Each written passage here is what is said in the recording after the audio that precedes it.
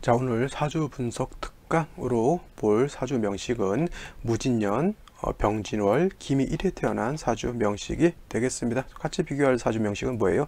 2020년 4월 16일 목요일 날 발생하는 사주고요. 이거 일진 사주 명리학 강의에서 이미 강의를 했습니다. 경자년, 경진월, 그 다음에 기축일에 태어난 사주 명식이 되겠습니다. 자, 사주를 볼 때는 뭘 먼저 본다? 일간을 먼저 보는 거고요. 그 다음에 그 일간이 어느 원령에 태어났느냐? 원령을 본다라고 말씀을 드렸습니다. 자, 기토라고 하는 것이 일간이 되는 것이고요. 그 다음에 진월이라고 하는 것은 원령이 됩니다. 그래서 기토라고 하는 것 설명드렸듯이 음토에 해당이 되는 것이고요. 음토인 기토라고 하는 것은 양토와는 달라서 되게 전원토에 해당이 되고, 전원토, 텃밭이라든가 작은 어떤 과수원 내지는 정원 같은 그런 것을 볼 수도 있겠고, 여러분들 화분 키우실 때, 화분에 화초를 키우실 때 그 화분 안에 담겨져 있는 작은 흙을 기토라고 보시면 되겠고요. 기토는 무토하고 달라서 이거는 습토라고 합니다. 습토. 그래서 기토를 어떤 토? 비습한 토라고 표현하는 거예요. 비습이라고 하는 뜻, 비자 낮을 비자 낮다라고 하는 것, 그 다음에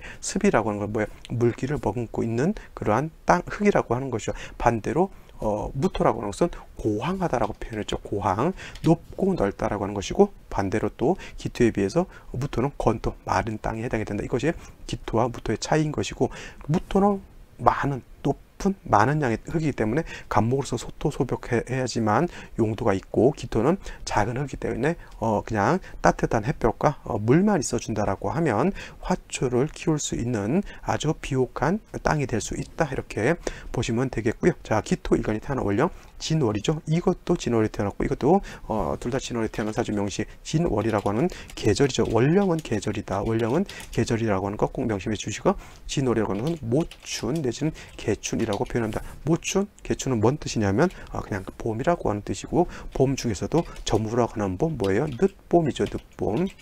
그래서 따뜻한 봄에 해당이 되는 것이고, 그 다음에 진월이라고 하는 계절은 오양이 진기되어 있는 그러한 또 시절이기도 합니다. 자, 기토가 진월에 태어났을 때, 진월이라고 하는 것은 토왕절에 해당이 돼요. 토왕절이라고 하는 것은, 토왕절의 뜻은 토가 왕한 계절이라고 해서 토왕절이라고 하는 것이고요.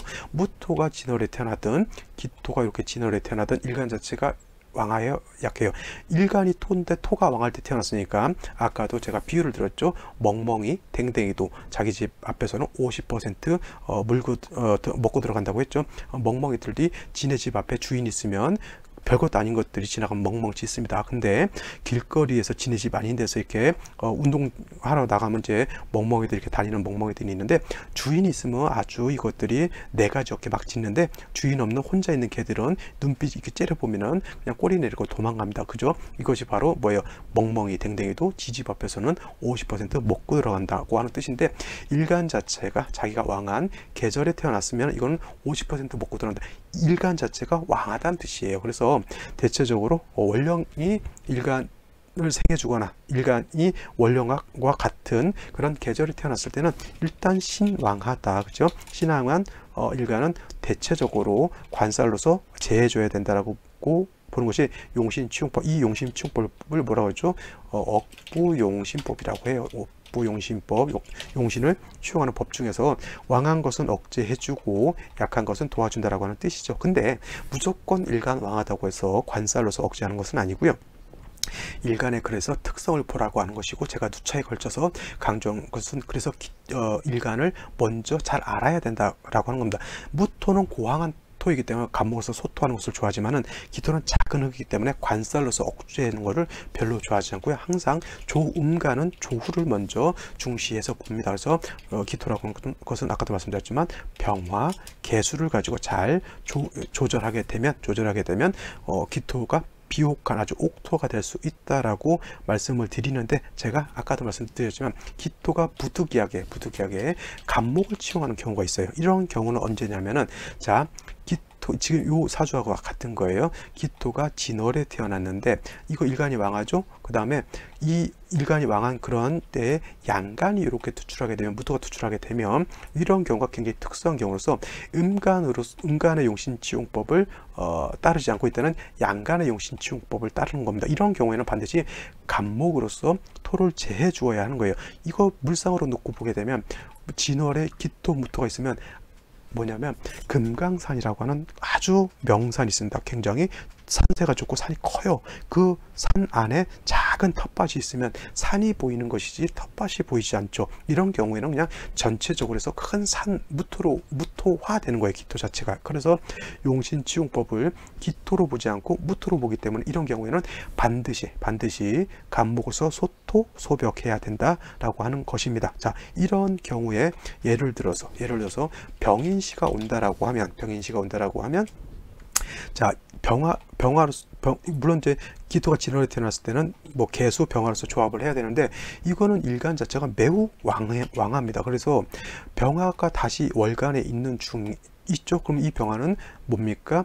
토를 생해 주게 되겠고요. 병인시가 되면 이 병화도 또 다시 토를 생해 주게 돼요. 일간이 왕한데 자꾸 일간을 생해 주는 것은 도움이 되지 않습니다. 이런 경우가 바로 목으로서, 이거는 지지에 있지만 인중에 있는 지장간 간목으로서 토를 제해 줘야 되는데, 화가 있게 되면 목으로서 토를 제할 수 있는 것이 아니라 목은 화를 생하고 다시 화는 일간을 생해 주기 때문에 이거는 결코 관성으로서 일간 왕한토를 제할 수가 없는 그러한 것이죠. 실질적으로 따지고 보면 이거는 일간이 너무 왕고요. 너무 왕고히 편고하게 일간적으로 너무 치우쳐져 있는 것이죠. 그래서 자칫 잘못하면 이거는 전왕격으로서 가세격이 될 수도 있는 사주의 가세격. 이거는 그 일간으로 종하는 겁니다. 일간 기토라고 하는 것이 토가 많은데 전체적으로 토로 이루어지게 되면 이거는 그냥 전반적으로 그냥 토가 된다라고 해서 가세격, 이거는 전환격 중에 하나죠. 전환격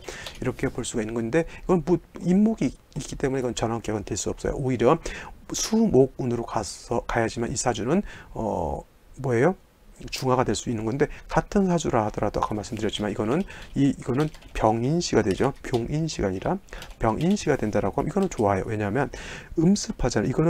이거는 진월에 토국이 형성된 사주, 이거는 진월에 자진수국하고 금수가 왕량한 사주이기 때문에 병화로서 따뜻하게 해주고 임목으로서 병화를 생취해주는 구조는 괜찮은데, 이거는 토 자체가 너무 왕하기 때문에 임목이 화를 생하고 화가 다시 왕한 일간을 생해주는 것은 구조상 좋지 않다라고 볼 수가 있겠고, 정묘시도 마찬가지고 무진, 기사, 경호시도 다시 화가 왕해지는 그런 단점이죠. 오히려 이런 경우에는 뭐 임신시 같은 것이 오히려 나을 수가 있어요. 임신시. 자, 아까도 말씀드렸지만 여기서 임신시는 나쁘다고 했어요. 좋지 않다고. 왜냐하면 사주 자체가 이거는 뭐냐면 음습한 사주이기 때문에 다시 임신시가 되면 신자진 수국을 완전하게 짜고 임수가 도출하게 되면 이거는 기토를 사수정리하죠. 하지만 이거는 자체가 토가 왕하고 무토가 이렇게 있기 때문에 이 수가 있다 하더라도 기토를 갖다가 사수동의하지 못해요. 무토가 있기 때문에. 그 다음에 이 왕토의 기운을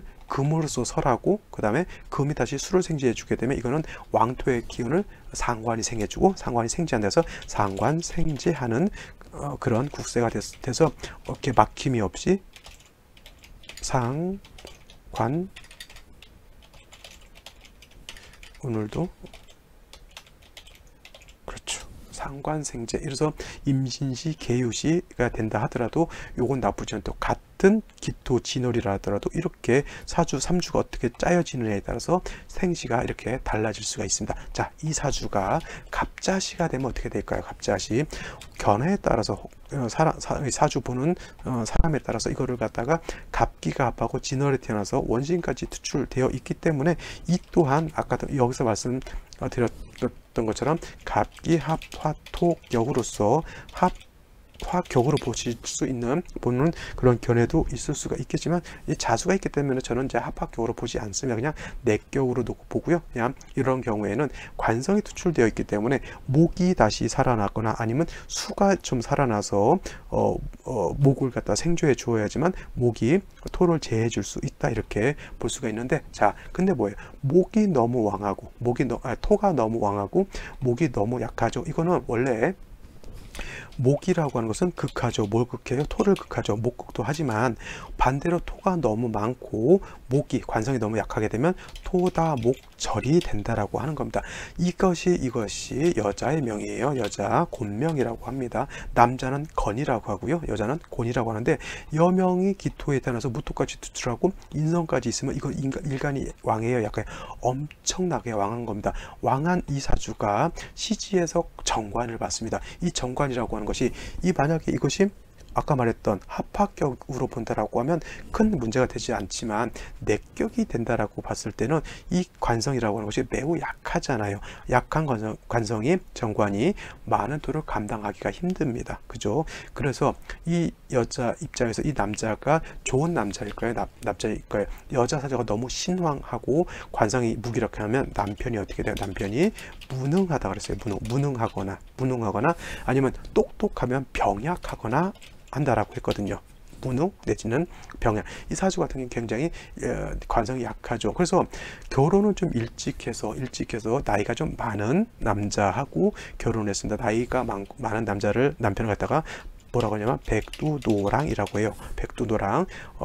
백자는 흰 백자, 두자는 머리 두자, 노자는 늙을 노자, 랑자는 신랑 랑자죠. 머리가 하얀 늙은 신랑이라고 하는 뜻인데 뭐냐면 너무 약하죠. 너무 약해요. 그래서 이 경우에는 여자가 오히려 일간이 왕하니까 어떤 생활력이라든가 이런 것은 여자가 더 센데 이 남편은 뭐냐면 그러니까 여자가 너무 강하고 남자가 너무 약하니까 여자한테 마음을 못 주고 내 처한테는 마음을 주지 못하고 자꾸 외도를 하게 되죠. 쉬운 말로 바람 피는 거예요. 바람 피고 그 다음에 도박 같은 것도 이게 함으로 인해서 물론 남편인 간목 입장에서 재성을 왕하죠. 재성을 왕한데 기토 입장에서 일간인 기토 여자 입장에서는 내가 왕한 거고 남편 입장에서는 남편에서 여기를 보면 재성이 왕하죠. 쉬운 말로 남편은 제다 신약인 거예요. 그러니까 바람 피고 도박하고 이렇게 유흥오락에 뭐예요? 쉬운 말로 신선 들으면 도끼자루 썩는 줄 모르고 그렇게 살아가고 있는 겁니다. 그래도 그나마 이제 운세 자체가 그렇게 나쁘진 않다 하더라도 이 자체는 너무나 평관적으로 많이 흘러 있기 때문에 그 수목운으로 물론 자기 사는 것은 먹고 사는 것은 문제 없다 하더라도 남편 덕은 많이 좀 박한 경우인데 사주가 이렇게 짜여져 있으면 이혼도 잘 되지 않아요. 이혼도 잘 되지 않는다. 이렇게 보시면 되겠습니다. 왜 이혼이 되지 않는지를 한번 잘 궁리해 보시기 바랍니다. 어떤 분들은 자 밑토 밑에 자수가 있기 때문에 원진이 돼가지고 물론 이제 남편하고의 관계가 서먹서먹하고 이렇게 볼 수도 있겠지만 그러면은 이혼이라도 잘 돼야 되는데 이거는 이혼도 잘 되지 않는 어쩔 수 없이 그냥 데리고 살아야 되는 그런 사주 명식이 된다. 물론 이제 뭐 억지로 이혼을 한다 하더라도 뭐 연락하고 이렇게 살게 돼요. 그럴 수밖에 없는 그런 사주입니다. 그래도 이제 여자가 이런 경우에는 여자가 신앙해서 다행인 거예요. 왜 상담 같은 걸 하다 보면 여자가 신약한데 남자가 신앙하고 그러면 남자 때문에 치여서 살거든요. 여자가. 그리고 덜컥 애도 하나도 아니고 둘, 셋 낳았는데 남편이 바람피고 여자는 생활 능력 없고 또 남자가 또 난데없이 또 이혼하자 그러면 진짜 여성분들 절벽에 서 있는 아마 그런 느낌이 들 것입니다. 그런 사람들 제가 상담을 좀 많이 해봐서 좀 많이 그런 안타까운 사연들을 많이 알고는 있는데 뭐 사주 상담으로 도와줄 수 있는 것은 한계가 있잖아요. 뭐 제가 할 수 그래서 이제 상담하면서도 참 상담자로서의 어떤 한계를 또 많이 느끼기도 합니다. 자, 오늘은 여기까지 설명을 드리고요. 내일 또 찾아뵙도록 하겠습니다. 감사합니다.